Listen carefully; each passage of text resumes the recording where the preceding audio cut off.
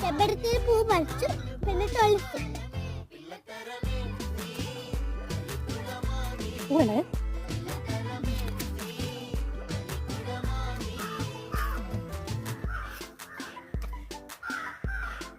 തലേ നോക്കാൻ വേണ്ടി വന്നതാണ്.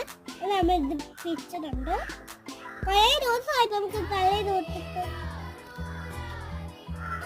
എനിക്ക് കൊണ്ടുവന്നിട്ട് വീഡിയോ എടുക്കണ്ട എന്നുണ്ടെങ്കിലാണ് കാണിച്ചാണ്. പിന്നെ നായ ഒഴിച്ചിട്ട്